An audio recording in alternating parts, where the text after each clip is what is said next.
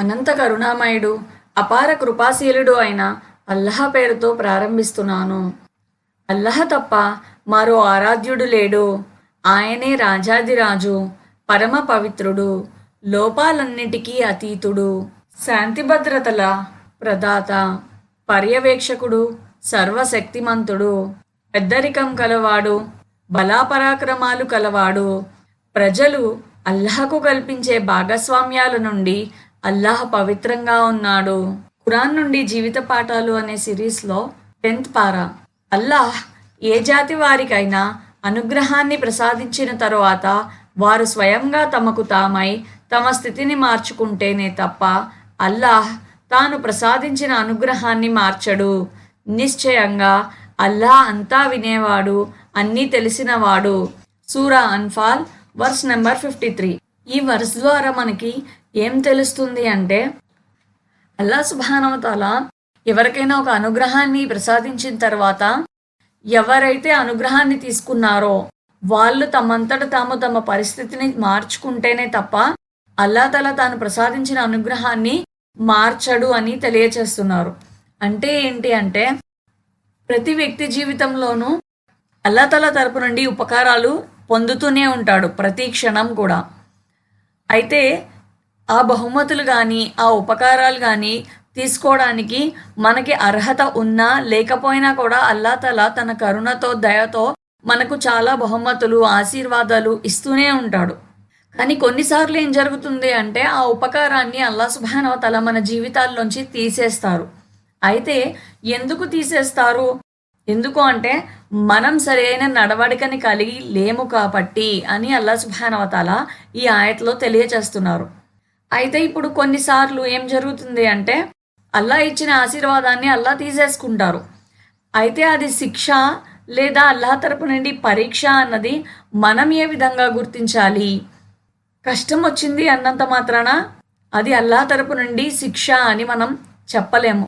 కొంతమంది ఉంటారు, వారు ఎదురుకుండా వేరొకరి జీవితాల్లో కష్టపడుతున్నారు అనుకోండి, వాళ్ళకి ఏదైనా కెలామిటీ వచ్చింది, వాళ్ళు ఏదైనా ఆపదలో చిక్కుకున్నారు, వాళ్ళ ఇంట్లో ఆరోగ్యం బాగలేదు, లేదా వాళ్ళ ఇంట్లో ఆర్థిక పరిస్థితి బాగోలేదు, ఏదో ఒక పరీక్ష అల్లాహ్ తరపు నుండి వస్తే చూసే వాళ్ళు దాన్ని ఎట్లా చూస్తారు అంటే, బాయింది, ఎన్ని పాపాలు చేసేవాడు, ఇప్పుడు వాడి తిక్క కుదురుతుంది, అల్లాహ్ తఆలా బాగా పనిష్మెంట్ ఇచ్చాడులే అని అనుకుంటారు. అది చాలా తప్పు. అది శిక్ష పరీక్ష అన్నది ఎవరైతే దాన్ని అనుభవిస్తున్నారో వారికి కరెక్ట్గా వాళ్ళ మనసే తెలియచేస్తుంది. ఇది అల్లాహ్ తరపు నుండి వచ్చినాక వరం అన్నమాట.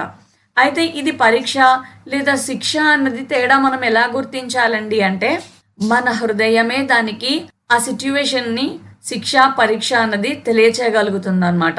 ఇప్పుడు మనకు ఒక కష్టం వచ్చింది, అప్పుడు మన మనసు సంతృప్తిగా ఉంది, ఆ కష్టంలో కూడా మనం మనస్ఫూర్తిగా అల్హమ్దులిల్లా అని చెప్పగలుగుతున్నాం. మనకి అల్లాహ్ పైన విశ్వాసం ఉంది, నన్ను ఈ సిచ్యువేషన్లోకి తీసుకొచ్చిన నా అల్లాహ్ ఇంతకంటే మంచి సిచ్యువేషన్లోకి నన్ను మూవ్ చేయగలడు, నా జీవితాన్ని మార్చగలడు.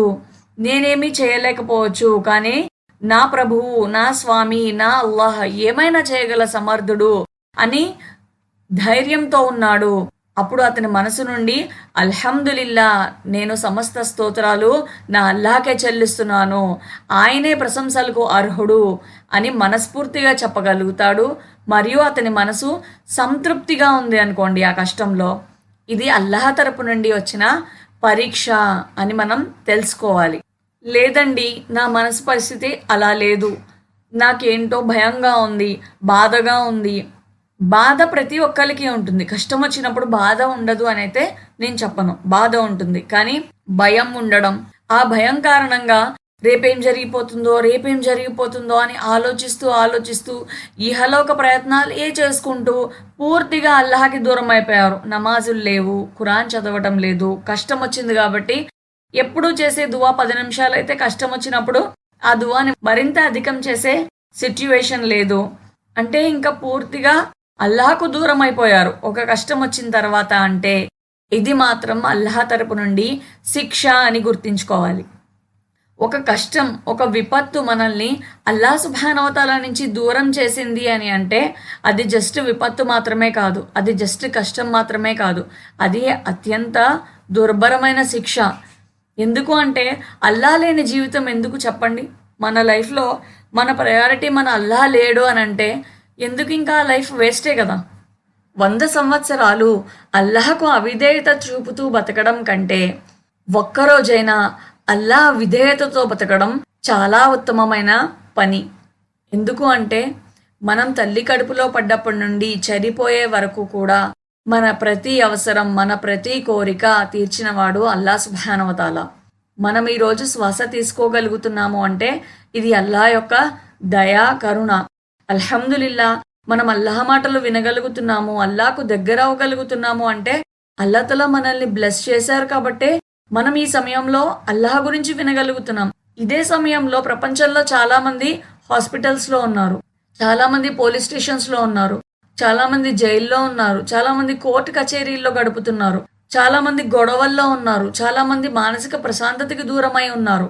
కానీ అల్లాహ్ సుబ్హానహు వ తఆలా మనల్ని చూస్ చేసుకున్నారు. అల్హమ్దులిల్లా మనకి రంజాన్ నెల ఇచ్చారు, ఆరాధన చేసుకోవడానికి సరైన రుజుమార్గం చూపించారు, జీవితం ఏ విధంగా గడపాలి అని మనకి తెలియచేయడానికి మార్గదర్శకంగా ఖురాన్ని అవతరింపచేశారు. కాబట్టి మనం అల్లాహకి ఎంత థ్యాంక్ఫుల్గా ఉండాలి.